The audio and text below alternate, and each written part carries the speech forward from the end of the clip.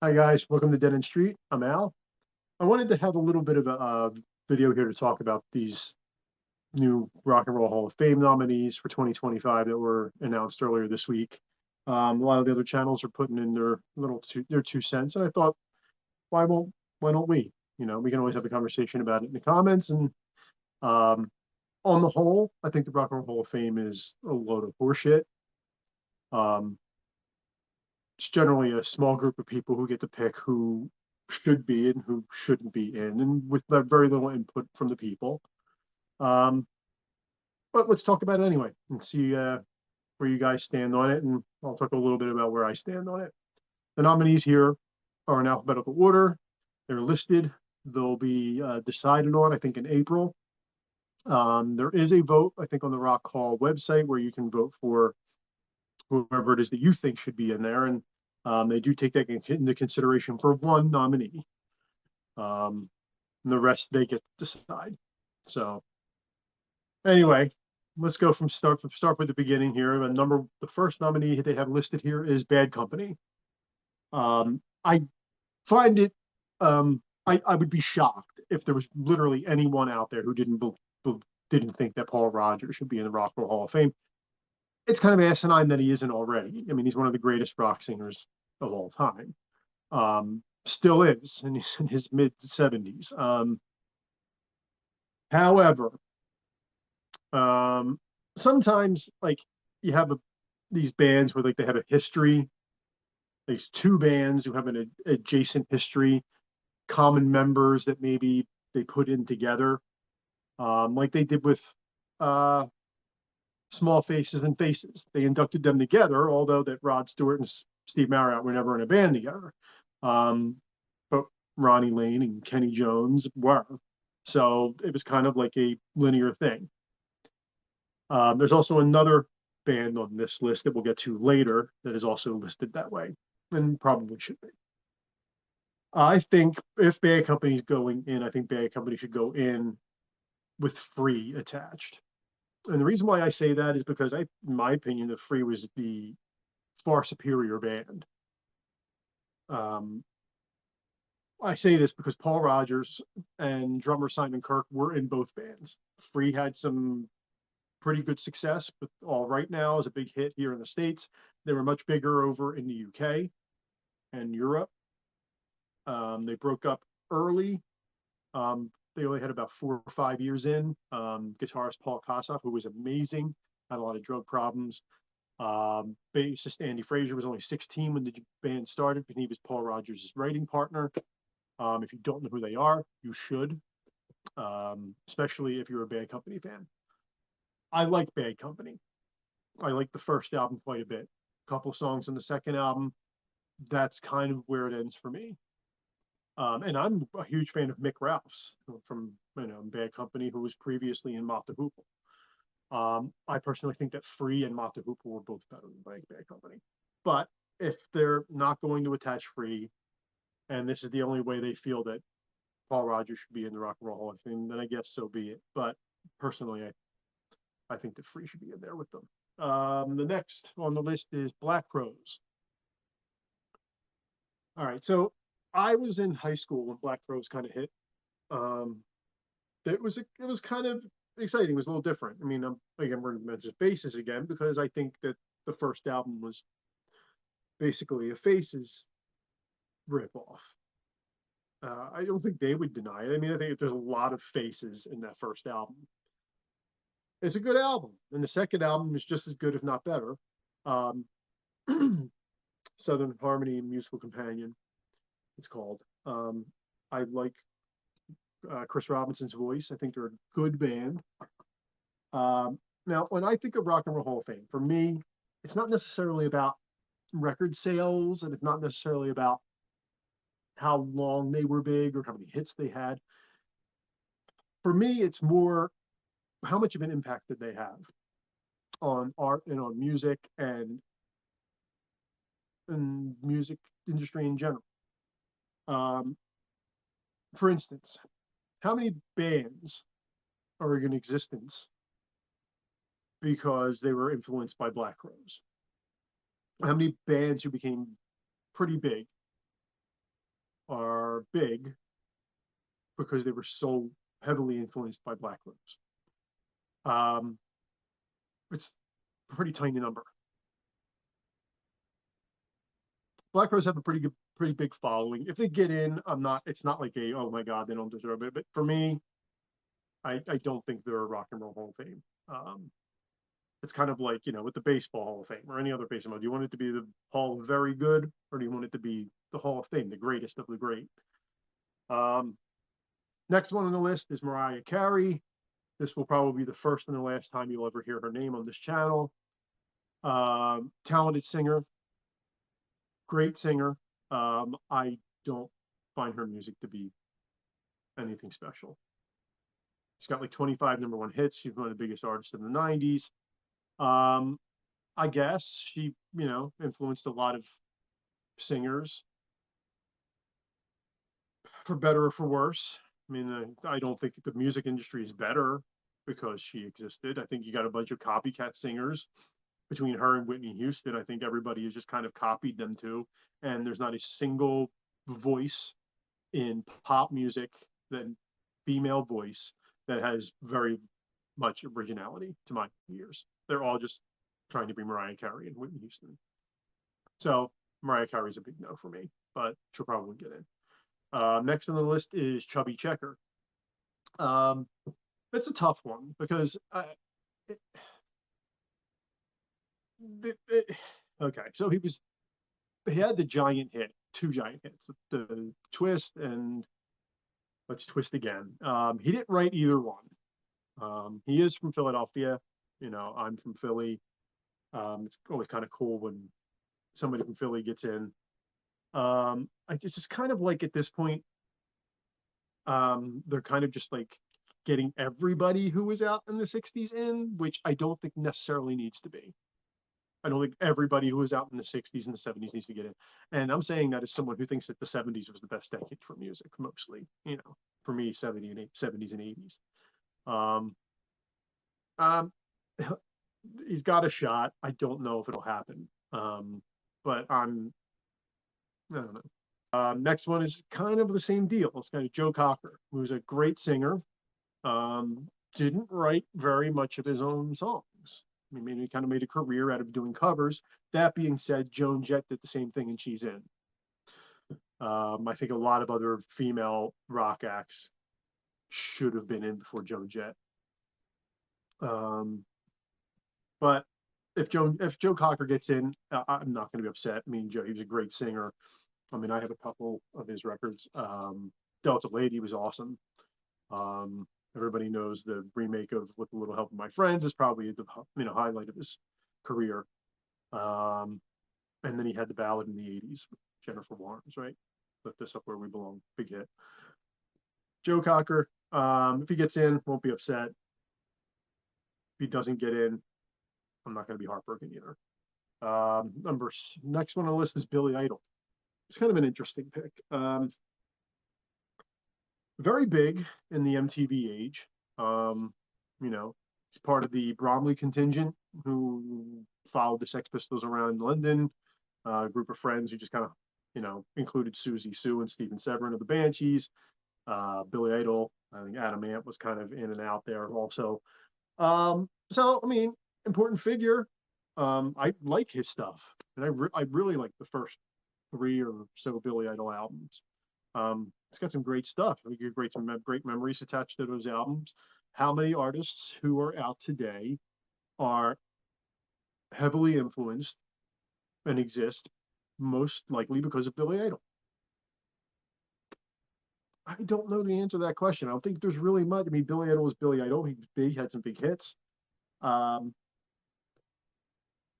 don't know. Again, if he gets in, okay, cool. I like him. But if he doesn't get in, it's not like, oh my God, it's a giant travesty that Billy Idol didn't get in.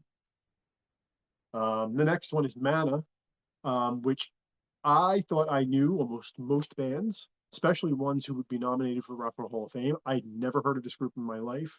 Apparently, they're big in Central America and Mexico, maybe even South America. Sold millions and millions of records. It sounds like a regional thing to me, and I think it's kind of a stretch to put them in the Rock and Roll Hall of Fame. So my answer on that one is no. I've never heard of them. Um, the next one, I think you guys are going to know my feelings on this one right off the bat. Joy Division and with New Order attached. Um, for those who don't know, if you're watching this channel, you probably do.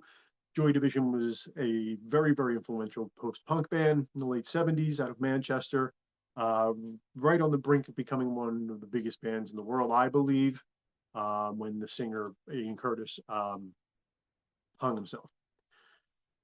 They went on afterwards, brought in Jillian Gilbert on keyboards, and they became New Order. And guitarist Bernard Sumner became the singer, Stephen Marsh stayed on drums, and Peter Hook stayed on bass. And they went on to become a massive band. Um, uh, to me, the fact that you have other alternative rock bands in this Rock and Roll Hall of Fame, and you do not already have Joy Division in here, is just asinine to me. It's just ridiculous. I mean, you have these bands that are called alternative, like these, the Pearl Jams and the Nirvanas, who are supposedly alternative, and you don't have Joy Division there. It's like having uh like the Birds in there, but not having Elvis Presley or Bob Dylan. Like you got to know your lineage here in music, and you're jumping things because they're your buddies, as far as I'm concerned. So yes, Joy Division should be in. End of story. The next one is Oasis. I think okay, so again, I was in college age and I was playing in bands and stuff when Oasis broke big. I was not very big into the American rock scene in the 90s. I thought it was boring and bland and very t-shirty and jeans type thing. Not my thing. Um, so I was kind of excited about the whole Britpop thing that was going on in England at the time. Um, However, I think Oasis is the worst of the four big Britpop bands. I mean, I think that Suede and Pulp stomp all over Oasis. Creatively, artistically, the fact that there's, oh wait, Suede still puts out great records. Hasn't they stopped for about 6, 7 years, got right back together, and arguably are just as good as they were. Uh, Pulp is just a better band. Blur is better. I don't know. I know Oasis is huge in England, stadiums, and I know it's a big deal that their reunion is happening and everything, but I don't think Oasis is Rock and Roll Hall of Fame. And I mean, of those four bands, they're also the least original. I mean, every one of their songs had some, whether it be T-Rex or the Beatles or whatever. Every one of their songs had something from somebody else's songs in it. So that's my opinion. Oasis is a no. Next one is Outkast, rap duo from Atlanta, originated in the late 90s. In my opinion, probably one of the better rap groups. However, my feeling on the Rock and Roll Hall of Fame is that rap, country, and R&B are probably have their own Hall of Fame things. They already have their own museums. You're just kind of taking away opportunities for rock and roll artists to get in. That's my opinion. So, I mean, I know they have to put in a rap group every year apparently. So Outkast will probably get in. I don't know if this is their first nomination or not, but I don't know. To me, that should be a separate thing. That goes same thing for country. Um, Next one is Fish. Fish were at the peak of their um, popularity in the late 90s, known as a, jam band, modeled themselves after the Grateful Dead. Well, whether or not they modeled themselves after the Grateful Dead, the Dead fans just kind of just jumped on and they became, the next Dead. Um, I only know about two or three songs of theirs. However, I their influence, they're not my thing, but their influence is pretty um, prevalent. I mean, you can hear that in some of these indie jam bands and stuff that are out now. Um, so maybe, if again they get in, okay. If they don't, okay. I mean, but for them, if they get in, that's fine. I understand it. The next one is Soundgarden. Um, I was not a big grunge guy. I was more into like the in the '80s. When I started when I was a young kid, mostly into like hard rock, classic rock, and metal. Started to get into like the alternative thing, mostly the British stuff at the end of the '80s, early '90s. So when I got into the '90s, when the grunge thing happened, I was mostly trying to play catch up with the alt rock from the UK. So while this whole grunge thing was happening, I'm discovering Echo and the Bunnymen and Jesus and Mary Chain and stuff like that. So I really had no interest in any of that, what was going on. That being said, I would probably say of the four big grunge bands, I would say Soundgarden to me is the best one. Um, Not a big Nirvana guy.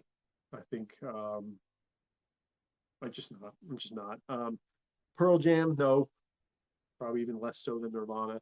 Alice in Chains, I think, is just a glorified metal band. Just a metal band who started, doing Jim Morrison things with their vocals and playing Sabbath riffs. That's really all they are to me. Um, so I think Nirvana and Pearl Jam are already in. Um, so Soundgarden, Chris Cornell was a great vocalist though. He actually could sing. He had a very powerful voice, kind of like in the um, Robert Plant, David Coverdale type of thing he had going on. Very strong vocals. Some of the songs were good too. I like them. Um, Again, they were kind of more of like this, Sabbath, Zeppelin, you know, kind of feel to their stuff. Um, so and very influential. I mean, even today, if you listen to rock radio or satellite radio, because there is no rock radio, especially not here in Philadelphia. You turn it on, everybody's just still trying to sound like Soundgarden and Alice in Chains. I mean, there's really nothing has changed in 30 something years in rock music, which is why there are no big rock bands because it's just come to a complete stalemate because they're afraid to do anything that's outside the box. Rock bands are afraid to be masculine in any way. Um,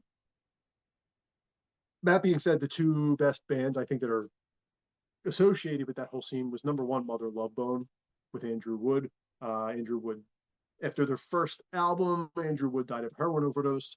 A couple of the members, Jeff Ament and Stone Gossard, went on to form Pearl Jam. I thought Mother Love Bone was the better group. The other thing is they're not from Seattle, but they kind of get attached to it, so I'm going to go with it. The best of all those groups was Smashing Pumpkins, my opinion, because they had a little bit more of the British thing going on in their stuff. It wasn't all like, you know, flannel. And they changed with every album, which I love. I can't stand when people say the same thing album to album. All right.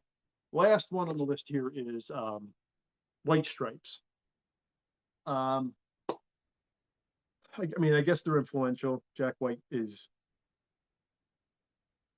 really talked up in like these guitar magazines.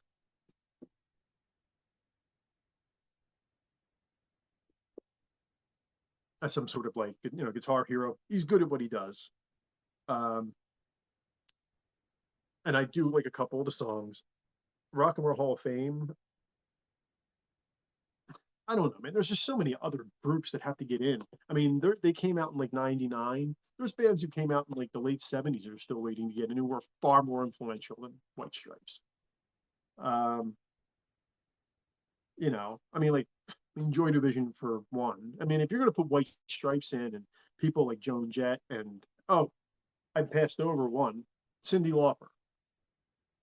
I grew up with Cyndi Lauper. Cyndi Lauper's a good singer. She had three really big hits. Two of them were one was written by the guys from the Hooters, and one was written by Robert Hazard, a bunch of guys from Philly. Um, Rock and Roll Hall of Fame. No, I mean nice artist, but like no. Um, I mean, if you're putting in Cyndi Lauper and Joan Jett and things like that, then this band needs to be in the Rock and Roll Hall of Fame. Give me a break. Susie and the Banshees. I mean, for a while, for years, I was just like, they're just not getting in. It's no big deal. You know what I mean? Like, I don't even want them in. They don't give a shit about it. Who cares? But at this point, I mean, some of the artists you're nominating over the Banshees, come on. The Smiths are not in. They're not. They were nominated, I think, 1 year, and then they've been off the list since. Ridiculous, ridiculous. I mean, how many jangle indie rock bands have existed over the past 40 years because of the Smiths? The Smiths need to be in, whether they want to be or not. And they probably don't care. They should be. Um, I mean, and that's kind of talking about like the alt rock of the '80s. You're missing a lot. Um, I would argue that Echo and the Bunnymen belong in. I would argue that, I mean, finally the Cure got in. Um, I mean, when you want to talk about metal, I mean, I'm not a huge metal guy these days, but I mean, how can you not have Iron Maiden? Rock and Roll Hall of Fame. They've been around for 45 years. Every metal band in existence is influenced by them, and they play stadiums everywhere they go. I mean, come on. I mean, how many? The whole thing. Here I go. Oh, if you can't get those easy ones right, then the whole thing is a load of shit. I mean, Cyndi Lauper, Mariah Carey, Black Crowes, Oasis, White Stripes, and Joy Division, The Smiths, and Iron Maiden are not in. What are we doing? Okay, I'm done. And I'm sure I'm thinking about, there's probably other bands who I'm looking at my record collection that obviously should be in there and are not. But, you know, Rock and Roll Hall of Fame, what can I say? It's a very contentious issue. A lot of people get very heated about it. I keep saying I'm not going to, and then I do. I was going to have a nice, normal conversation here, and I got heated at the end because it makes me angry because it's just so asinine because you can't get the regular, normal things right, the obvious things right, and then you're putting in people who are like mana. Come on. All right, Rock and Roll Hall of Fame, get your shit together. Coming up, we have the top 25 albums in 1974. Dr. Byrne and I are coming back next week with the album rankings of one of my all-time favorite bands, if not my favorite band, Roxy Music. And then I think after that, we're going to bounce on the 70s and pick back up in the next winter because we're going to go back to 1989 and then start going into the 90s. If you like what you've been watching on here, guys, just like and subscribe, hit the bell for notifications, and check out our social media. And let me know what you think. I really want to know what you guys think on this whole Rock and Roll Hall of Fame thing. But yeah, talk to you guys later. Thanks a lot.